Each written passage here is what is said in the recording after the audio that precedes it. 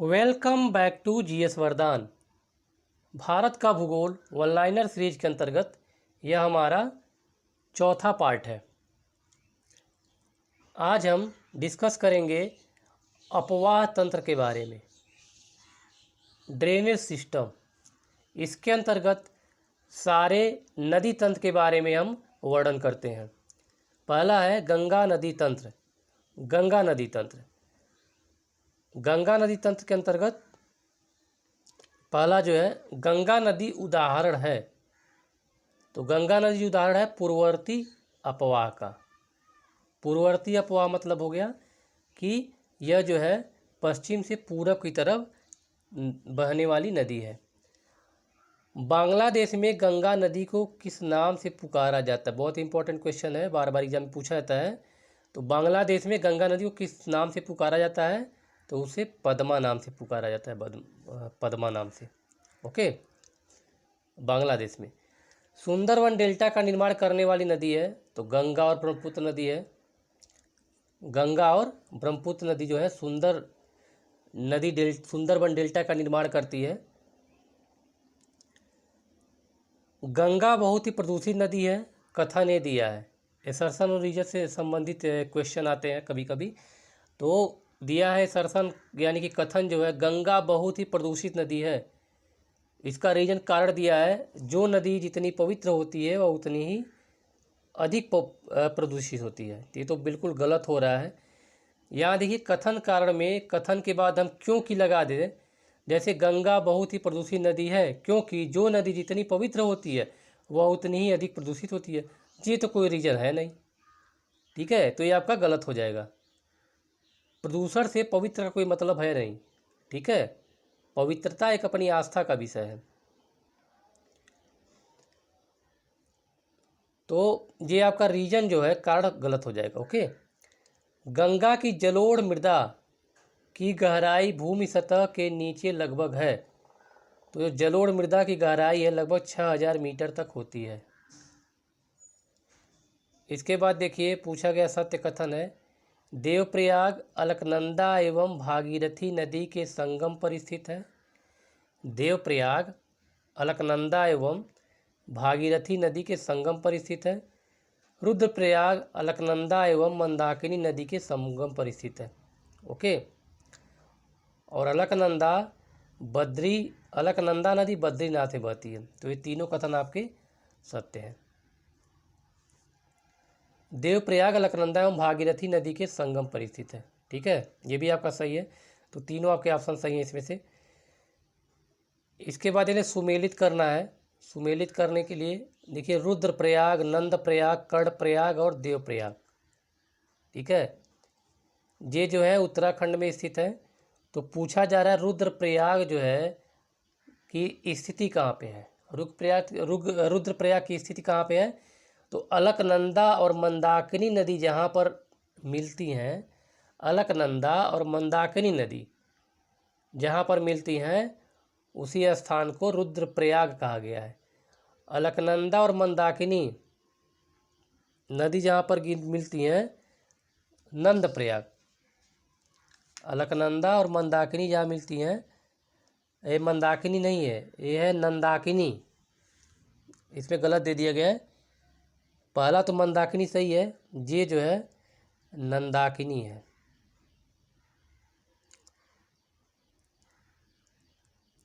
नंदाकिनी नदी है।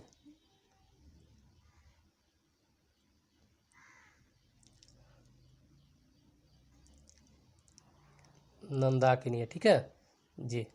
मंदाकिनी नहीं है, नंदाकिनी है। तो नंदप्रयाग जहाँ अलकनंदा और नंदाकिनी नदी मिलती है, देखिए दोनों अलग अलग, मंदाकिनी और नंदाकिनी। तो जहाँ अलकनंदा और नंदाकिनी मिलती है वहाँ पर नंदप्रयाग है। अलकनंदा और पिंडर नदी जहाँ मिलती है उसे कर्णप्रयाग कहा गया है, ठीक है। अलकनंदा और पिंडर जहाँ मिलती है उसे कर्णप्रयाग, और अलकनंदा और भागीरथी जहाँ मिलती है उसे कहते हैं देवप्रयाग। तो ये आपको चारों याद करना जरूरी है, मैप से आसानी से याद हो जाएगा। ये तो अक्सर पूछा जाता है रुद्रप्रयाग के बारे में, अलकनंदा और मंदाकिनी और देवप्रयाग, ये दोनों बहुत इंपॉर्टेंट अक्सर पूछे जाते हैं। अलकनंदा तथा भागीरथी का संगम है देवप्रयाग में। अलकनंदा और भागीरथी देवप्रयाग में मिलती है। मंदाकिनी नदी जल प्रवाह अथवा मुख्य नदी है। मंदाकिनी नदी जल प्रवाह अथवा मुख्य नदी है तो किसकी है? अलकनंदा से निकलती है। मंदाकिनी नदी जल प्रवाह अथवा मुख्य नदी किससे संबंधित है? अलकनंदा से। केदारनाथ से रुद्रप्रयाग के मध्य बहती है मंदाकिनी नदी। केदारनाथ से रुद्रप्रयाग की तरफ जो बहने वाली नदी है, दोनों मतलब कि शहरों के मध्य जो नदी बहती है उसे कहते हैं मंदाकिनी नदी। वह नदी का तट जिस पर बद्रीनाथ का प्रसिद्ध मंदिर, ये इंपॉर्टेंट है, बद्रीनाथ का प्रसिद्ध मंदिर कहाँ पर है? अलकनंदा नदी पर है। ओके, बद्रीनाथ का प्रसिद्ध मंदिर अलकनंदा नदी पे है।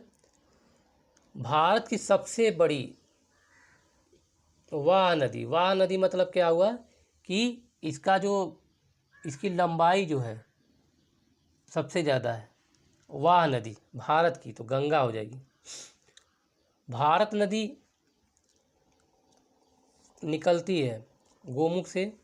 गोमुख ग्लेशियर है उत्तराखंड में, वहाँ से निकलती है भागीरथी नदी। गंगा नदी की एकमात्र सहायक नदी जिसका उद्गम मैदान में है तो यह है गोमती नदी। और कहाँ से निकलती है? पीलीभीत से। पीलीभीत से गोमती नदी निकलती है। ओके, दिल्ली और आगरा के मध्य वर्ष के अधिकांश समय में यमुना नदी मृत हो जाती है। एक कथन दिया हुआ है, दिल्ली और आगरा के मध्य वर्ष के अधिकांश समय में यमुना नदी मृत हो जाती है। कारण क्या बता रहा है? यमुना असत वाहिनी नदी है, तो ये आपका गलत हो गया। यमुना जो है सतत वाहिनी नदी है, हमेशा इसमें जल प्रवाह होता रहता है। ठीक है, तो ऑप्शन बी आपका गलत हो जाएगा। ये मतलब कारण गलत हो जाएगा। बेतवा चंबल केन तथा रामगंगा नदियों में से यमुना की सहायक नदी कौन सी नहीं है? तो रामगंगा यमुना की सहायक नदियों में से नहीं है। यमुना नदी का उद्गम स्थान कहाँ है? बंदरपुर चोटी है। यमुना नदी का उद्गम स्थान बंदरपुर चोटी से है। बेतवा नदी मिलती है यमुना से। बेतवा नदी यमुना से मिलती है। गंगा की वह सहायक नदी जो उत्तर वाहिनी है। उत्तर वाहिनी मतलब उत्तर की तरफ बहती है, उत्तर वाहिनी है। गंगा की वह सहायक नदी जो उत्तर वाहिनी है। ठीक है, मतलब उत्तर में आके मिलती है तो यह सोन नदी है। उत्तर वाहिनी का मतलब वो ये हुआ कि उत्तर की ओर बहते हुई आके गंगा से मिलती है। उत्तर की ओर बहती हुई गंगा से आके मिलती है तो सोन नदी हो जाएगी। गंगा नदी में बाएं से नहीं मिलती है, बाएं से नहीं मिलती है। जैसे ये मान लीजिए गंगा नदी का प्रवाह हो रहा है, ठीक है, तो ये आपका बायां हो गया और ये हो गया दायां। ठीक है, तो बायां मतलब लेफ्ट हो गया और राइट हो गया। तो जो नदी इधर से आकर के राइट से मिलेगी उसे कहा जाएगा दाएं तरफ से आकर मिलने वाली सहायक नदी, और जो बाएं से मिलेगी उसे बाएं तरफ से मिलने वाली सहायक नदी कहा जाएगा। ठीक है, तो सोन नदी बारे में से पूछा गया है, तो सोन नदी गंगा नदी में बाएं से नहीं मिलती है, पूछा गया है। गंगा नदी में बाएं से आकर नहीं मिलती है, मतलब कि ये जो गंगा नदी है, बता रहे अभी, ये जो गंगा नदी है तो बाएं से आकर नहीं मिलती है, इधर से आकर के नहीं मिलती है, तो सोन नदी नहीं मिलती। सोन नदी इधर से मिलती है दाएं से। ठीक है,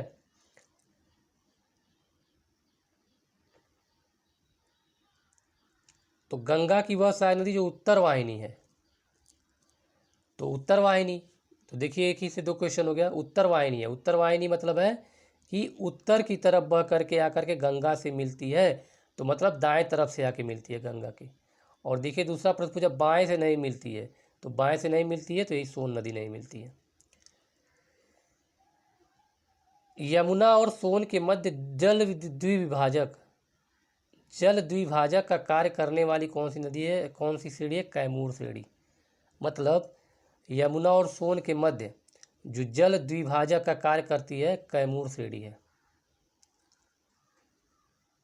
मतलब कि पर्वत की श्रृंखला है, इससे क्या होता है, जल जो है दूसरे मार्ग से होकर के जाता है, दो भागों में बंट जाता है। इसके बाद देखिए ब्रह्मपुत्र नदी तंत्र, यह भी एक बहुत बड़ा नदी तंत्र है। तो इसमें देखते हैं तिब्बत में उत्पत्ति, ये यूपीएससी का क्वेश्चन है। तिब्बत में उत्पत्ति पाने वाली ब्रह्मपुत्र, इरावदी और मेकांग नदियाँ अपने ऊपरी पाटों में संकीर्ण और समांतर पर्वत श्रेणियों से होकर प्रवाहित होती हैं। इन नदियों में ब्रह्मपुत्र भारत में प्रविष्ट होने से ठीक पहले अपने प्रवाह में एक यू टर्न लेती है। यह यू टर्न बनता है भूवैज्ञानिकीय तरुण हिमालय के अक्ष संघीय नमन के कारण। ठीक है, तो इतना जो बताया जा रहा है ये सब किसके बारे में है? ब्रह्मपुत्र नदी के बारे में। भारत में यरलुंग जंगबो नदी को जाना जाता है ब्रह्मपुत्र नाम से। इस नदी का नाम है यरलुंग जंगबो और इसे ब्रह्मपुत्र नदी के नाम से भारत में जाना जाता है। तिब्बत में मानसरोवर झील के पास जिस नदी का स्रोत है ब्रह्मपुत्र, सतलज और सिंधु। तिब्बत में मानसरोवर झील है, वहाँ से इन तीनों नदियों का उद्गम स्थान है। तो ब्रह्मपुत्र, सतलज और सिंधु नदियाँ। अरुणाचल प्रदेश से होकर बहने वाली नदियाँ हैं लोहित और सुबनसिरी।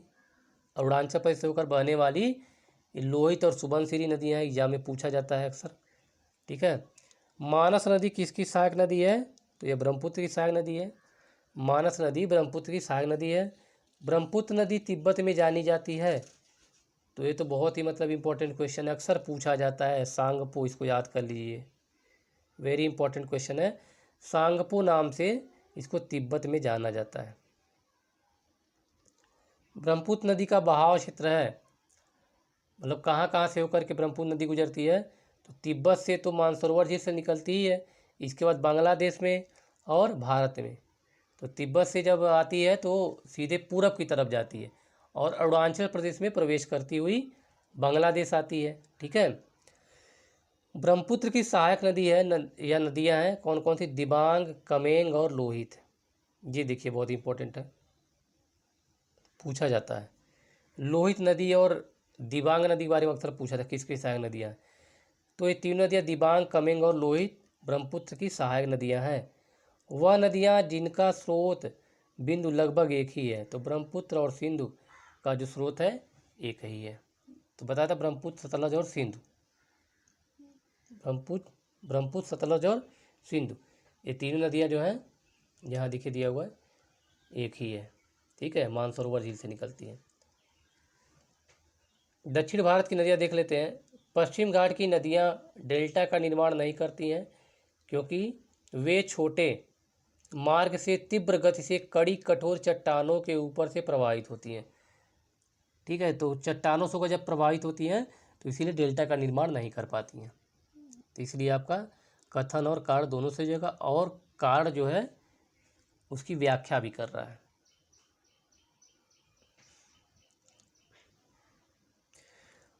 इसके बाद देख लेते हैं फिर एक और एसर्सन रीजन से रिलेटेड क्वेश्चन।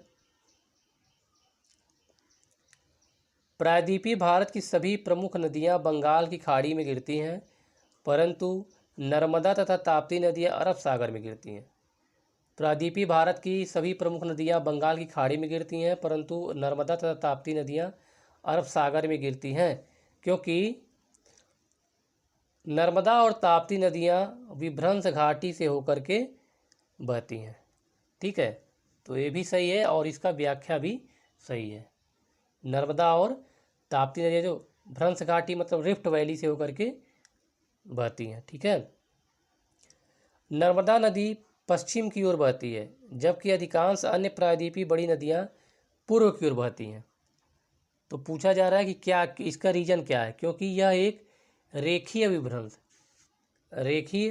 विभ्रंश घाटी में विस्तृत होती हैं।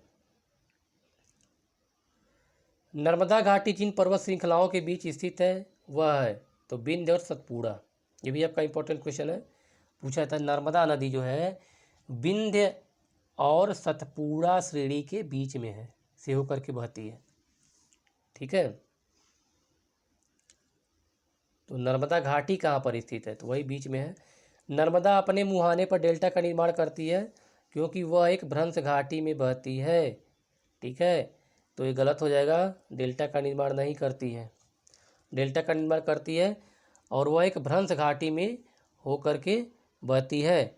तो आपका नर्मदा अपने मुहाने पर डेल्टा का निर्माण नहीं करती है। ओके, और इसको देखते हैं, ये वो एक भ्रंश घाटी है और बताया था भ्रंश घाटी से रिफ्ट वैली से होकर के बहती है, ये तो सही है, लेकिन डेल्टा का निर्माण नहीं करती है।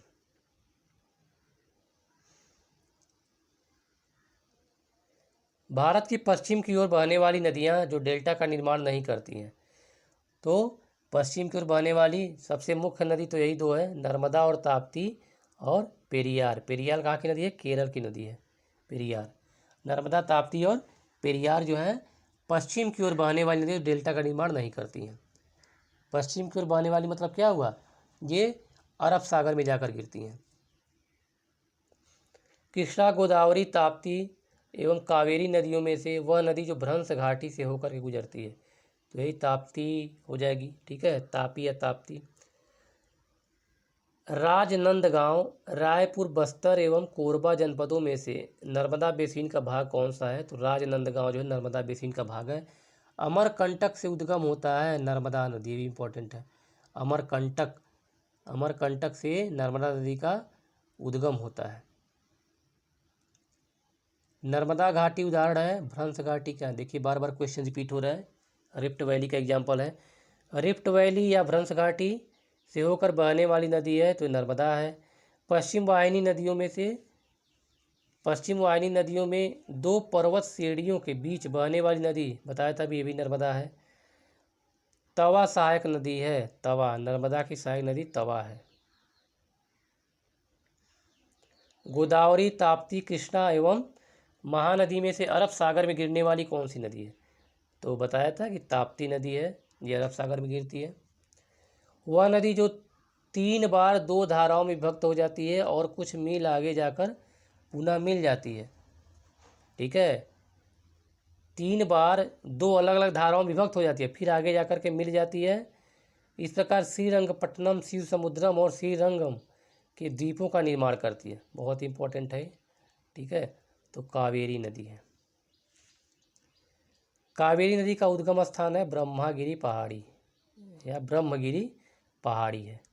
ब्रह्मगिरी पहाड़ी से कावेरी नदी निकलती है। कावेरी नदी जिन राज्यों से होकर गुजरती है, तो कर्नाटक, केरल और तमिलनाडु, ये 3 राज्यों से होकर गुजरती है। कर्नाटक, केरल और तमिलनाडु से होकर के गुजरती है। दक्षिण की गंगा, दक्षिण की गंगा कहा जाता है कावेरी नदी को। दक्षिण की गंगा कावेरी नदी को, कहीं कहीं पर दिया रहता है गोदावरी नदी को भी। ठीक है, तो कावेरी नदी को भी दक्षिण की गंगा कहा जाता है। कृष्णा नदी जल विवाद है आंध्र प्रदेश, कर्नाटक और महाराष्ट्र के मध्य।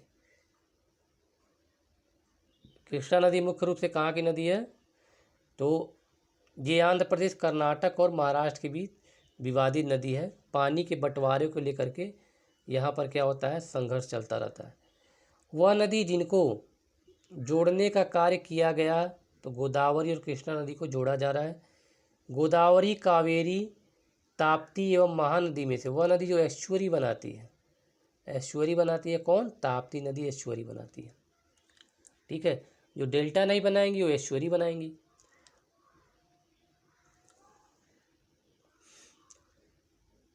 गोदावरी, महानदी, नर्मदा और ताप्ती नदियों की लंबाई की अवरोही क्रम बताइए। अवरोही मतलब हुआ घटता हुआ, यानी सबसे जो लंबी नदी है इसमें, इनमें से गोदावरी है, फिर नर्मदा है, फिर महानदी, फिर ताप्ती है। तो सबसे लंबी गोदावरी है, इससे कम नर्मदा, फिर उससे कम महानदी, फिर उससे कम ताप्ती है। प्रायद्वीपीय भारत में पूर्व दिशा में बहने वाली नदियों का उत्तर दक्षिण का सही क्रम है, उत्तर और दक्षिण का सही क्रम है। तो सबसे उत्तर में सुवर्ण रेखा नदी है, उसके बाद महानदी, गोदावरी, कृष्णा, पेन्नार, कावेरी और वेंगई। सुवर्ण रेखा, महानदी, मतलब ऊपर से नीचे की बात कर रहा है। सुवर्ण रेखा, महानदी, गोदावरी, कृष्णा, पेन्नार, कावेरी और वेंगई।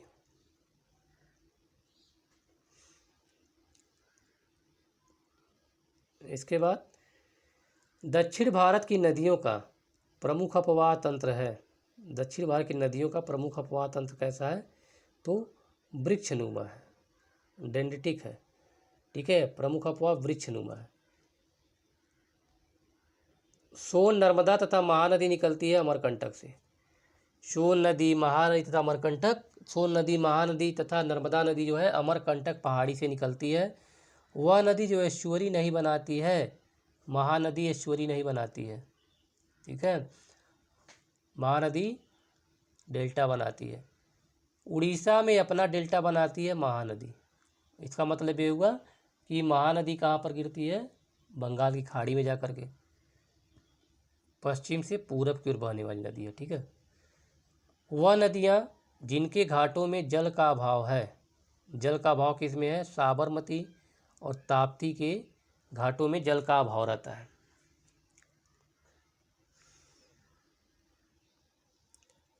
वह स्थान जहाँ से भारत की दो महत्वपूर्ण नदियों का उद्गम होता है, वह स्थान जहाँ से भारत में दो महत्वपूर्ण नदियों का उद्गम होता है, जिनमें से उत्तर की तरफ प्रवाहित होकर बंगाल की खाड़ी की तरफ सब प्रवाहित तथा दूसरी महत्वपूर्ण नदी में मिलती है और दूसरी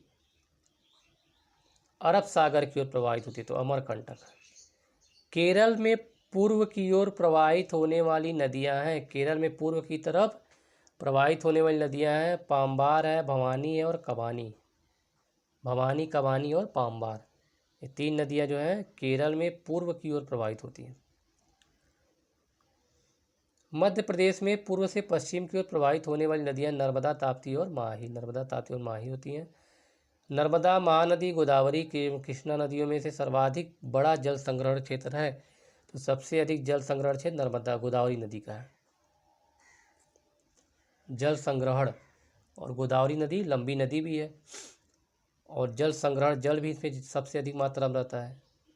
ये मैं दक्षिण भारत की नदियों के बारे में बात कर रहा हूँ। प्रायद्वीपीय भारत की सबसे लंबी नदी है तो गोदावरी है। वंशधारा, इंद्रावती, प्राणहिता, पेन्नार नदियों में से गोदावरी की सहायक नदियाँ कौन सी हैं?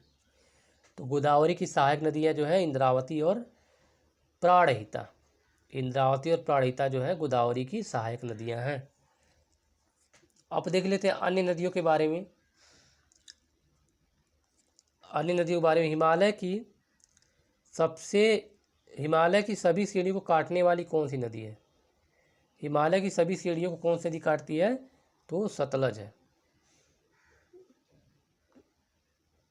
सभी सीढ़ियों को सतलज काटती है। दूधगंगा नदी अवस्थित है। दूधगंगा कहाँ पर है? जम्मू एवं कश्मीर, उत्तराखंड और महाराष्ट्र में दूधगंगा नदी स्थित है।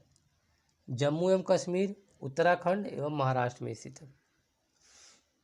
बंगाल की खाड़ी में गिरने वाली नदियां हैं। बंगाल की खाड़ी में गंगा, ब्रह्मपुत्र, गोदावरी, महानदी, कृष्णा, कावेरी, पेन्नार, स्वर्णरेखा तथा ब्राह्मणी नदियां, सभी जो है बंगाल की खाड़ी में गिरने वाली नदियां हैं। कृष्णा नदी की सहायक नदी है, देखिए दिया हुआ है, कोयना, यरला, डीना, वरड़ा, घाट प्रभा। ये जो कृष्णा नदी की सहायक नदियाँ हैं, घाट प्रभा है, वरड़ा है, डीना है, यरला है, कोयना। तो ये कोयना बार बार पूछा था, कोयना और एक घाट प्रभा के बारे में पूछा था, ये दोनों याद करना जरूरी है। हगरी सहायक नदी है। हगरी सहायक नदी है, तुंगभद्रा नदी की सहायक नदी है, तुंगभद्रा नदी की। तुंगभद्रा नदी कहाँ पर है?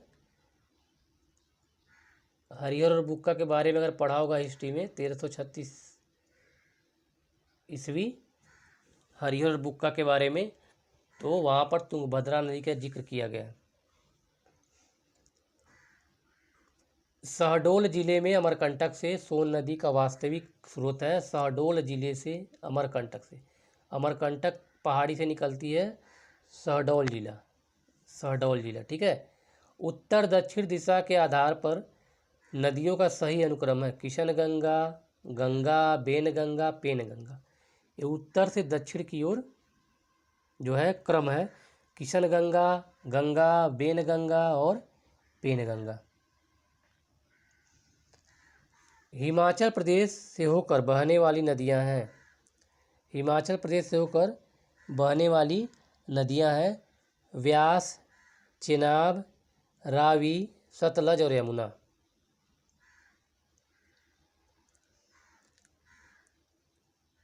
ठीक है, ये देखिए एक मैप दिया हुआ है और इसमें जो है 1 है, 2 है, 3 और 4, और ये नेपाल दिया हुआ है, नेपाल का बॉर्डर है।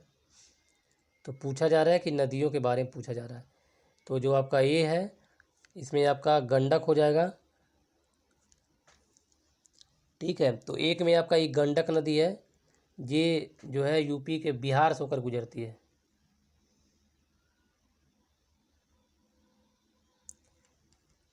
इसके बाद देखिए गंगा, दूसरे नंबर पे है गंगा, ये गंगा नदी है। तीसरे नंबर पे, दूसरे नंबर पे गंगा हो गई, तीसरे नंबर पे गोमती, एक जो गोमती नदी है। ठीक है, उसके बाद घाघरा, ये घाघरा है। ठीक, तो चारों नदियाँ हो गई।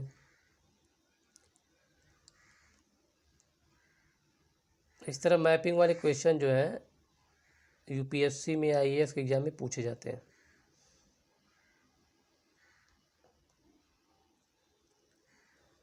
दामोदर नदी से निकाली गई नहर है एडन नहर। एडन नहर जो है दामोदर नदी से निकाली गई नहर है। दामोदर सहायक नदी है किसकी? हुगली नदी की। दामोदर हुगली की सहायक नदी है। दामोदर नदी निकलती है छोटा नागपुर के पठार से। दामोदर नदी छोटा नागपुर के पठार से निकलती है। मैंने कई बार इसके बारे में डिस्कस किया है कि यह जो है केवल रिवीजन के अंतर्गत आता है। यह जो सीरीज हमारा है केवल रिवीजन के अंतर्गत है, यहाँ पर हम प्रॉपर डिस्कशन नहीं करेंगे। इसका सबसे अच्छा तरीका यही है कि आप एक बार अच्छे से इसको डीप में अच्छी तरह से उसको स्टडी करें, अच्छे तरह से उसको पढ़ाई करें, और जब कॉन्सेप्ट क्लियर हो जाएगा उसके बाद इसको आप पढ़ेंगे तो आसानी से चीज़ें याद आने लगेंगी। पता चला मैप वगैरह के बारे में हमने पढ़ा नहीं है, मैप के बारे में पता नहीं, इंडिया का मैप कैसा है, वर्ल्ड का मैप कैसा है, और ज्योग्राफी पढ़ रहे हैं तो वो दिक्कत हो जाएगी। तो ऐसे मतलब ऐसी सिचुएशन में बिल्कुल कुछ भी नहीं समझ में आएगा। आपको पहले कॉन्सेप्ट क्लियर करना है, उसके बाद जी वीडियो देखना है, तभी आपको आसानी समझ में आएगा। और बाकी सब क्या है, चीज़ें याद करने वाली, ज़्यादा रटने वाली है, फैक्ट है। भारत की सर्वाधिक प्रदूषित नदी है दामोदर नदी, सर्वाधिक प्रदूषित नदी है। भारत में भूमि संबंधित नदी है लूनी। भूमि बंधित नदी जो तो है लूनी नदी है। लूनी नदी के संदर्भ में सही कथन दिया गया है। यह कच्छ की रण की दलदली भूमि में लुप्त हो जाती है। ठीक है, माही, घग्गर, नर्मदा, कृष्णा नदियों में से अंतःस्थलीय अपवहन नदी का उदाहरण है तो घग्गर है। सबसे अधिक नदी पथ परिवर्तन, मैक्सिमम शिफ्टिंग ऑफ कोर्स करने वाली नदी कौन सी है? कोसी नदी। इसीलिए इसे बिहार का शोक, बिहार में बहने वाली नदी है और इसे बिहार का शोक भी कहा जाता है, क्योंकि हर साल इसकी वजह से बाढ़ आ जाती है और काफ़ी तबाही होती है। खारी नदी जिस अपवाह तंत्र का एक अंग है वह है बंगाल की खाड़ी। खारी नदी।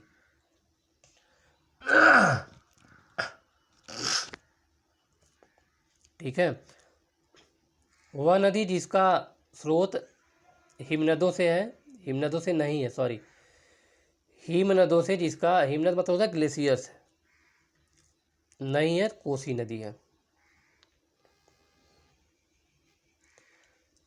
त्रिवेणी नहर में पानी आता है गंडक नदी से। अभी डिस्कस किया था गंडक नदी बारे में। त्रिवेणी नदी में पानी कहाँ से आता है? गंडक नदी से आता है। ठीक है, इसके बाद बिहार की वह नदी जिसने वर्ष 2008 में अपना मार्ग परिवर्तित किया, ये तो वही कोसी नदी है, पुराना क्वेश्चन है, तो अपने मार्ग परिवर्तन की वजह से जानी जाती है और इसे बिहार का शोक भी कहा जाता है। भारत की नदियों स्पीति, सतलज, श्योक तथा जास्कर में उत्तर से दक्षिण की ओर जो बहने वाली नदियाँ हैं, और बहने वाली नदियाँ नहीं मतलब उत्तर से दक्षिण की ओर सही अनुक्रम बताना है। तो श्योक है, जास्कर है, स्पीति और सतलज। श्योक, जास्कर, स्पीति और सतलज। संथाल परगना में लगने वाला दुमका का हिजला मेला आयोजित किया जाता है तो मयूराक्षी नदी पे आयोजित किया जाता है। दो राज्यों में पहली बार दो नदियों को जोड़ने की परियोजना के संबंध में समझौते के स्मृति पत्र पर हस्ताक्षर किए गए। तो यह कौन है? उत्तर प्रदेश और मध्य प्रदेश है, केन और बेतवा नदी। उत्तर प्रदेश एवं मध्य प्रदेश राज्यों में संयुक्त राजघाट नदी घाटी परियोजना लागू की गई है बेतवा नदी पर। काली नदी भारत के दक्षिण भाग में पूर्व की ओर बहने वाली नदी है। कथन दिया है, ठीक है, तो ये गलत हो जाएगा कथन। पूर्व की ओर बहने वाली नदी नहीं, काली नदी, ठीक है। रीजन है दक्कन पठार अपने पश्चिमी किनारे पर उच्चता पर है और पूर्व में बंगाल की खाड़ी की दिशा में उसकी मंद प्रवणता। ये वाला ऑप्शन आपका सही हो जाएगा, ये कार्ड इसमें सही है। भारत में विश्व का सबसे ऊंचा पुल बनाया जा रहा है तो चेनाब नदी पर। चेनाब नदी कहाँ है?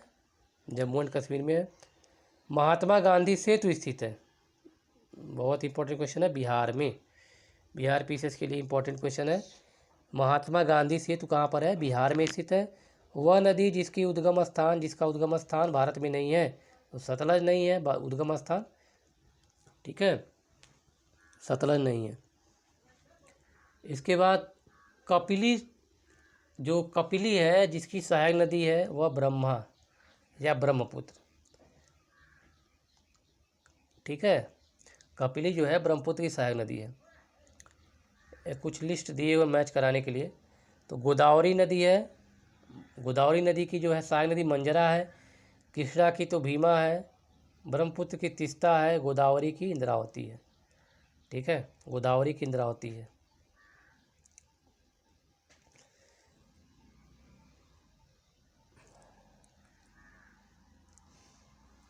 इसके बाद देखिए अध्यारोपित नदी का उदाहरण है। अध्यारोपित नदी का उदाहरण चंबल। संकोश नदी सीमा बनाती है, इंपॉर्टेंट है, असम एवं पश्चिम बंगाल के बीच की सीमा बनाती है संकोश नदी, ठीक है, मतलब असम और पश्चिम बंगाल के बॉर्डर पे है, से होकर के बहती है। वह नदी जो मध्य प्रदेश से निकलती है और खंभात की खाड़ी में गिरती है तो ये माही नदी है। मध्य प्रदेश से निकलती है और कहाँ गिरती है जाकर के? खंभात की खाड़ी में, तो उसे कहते हैं माही नदी है।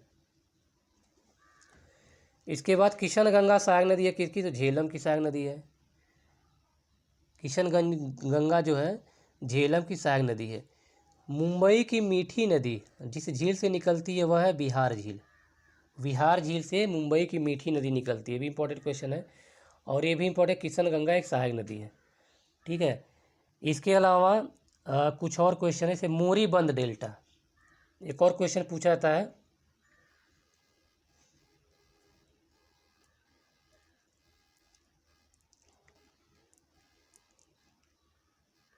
मोरीबंद डेल्टा, तो मोरीबंद डेल्टा जो है इसे बंगाल डेल्टा का उपभाग है यह, ठीक है। मोरीबंद डेल्टा बंगाल डेल्टा का भाग है। इसके बाद एक और क्वेश्चन बनता है इसी से, ब्रह्मपुत्र गंगा गोदावरी एवं सिंधु में से भारत की सबसे लंबी नदी। तो भारत का अगर पूछा जाए तो गंगा हो जाएगी। तो इस तरह से बहुत सारे फैक्ट बन सकते हैं और ये सारे क्वेश्चन लगभग एग्जाम में, सारे के सारे क्वेश्चन एग्जाम में पूछे गए हैं, ठीक है। तो बस 2 से 3 बार इसको आपको देखना है और 2 से 3 बार देखें तो आसानी से याद हो जाएगा। नेक्स्ट वीडियो में हम नदियों के किनारे स्थित नगर से शुरू करेंगे। और दोस्तों अगर आपको वीडियो अच्छा लगे तो इसे लाइक कीजिए, अपने दोस्तों को शेयर कीजिए और चैनल को सब्सक्राइब कीजिए।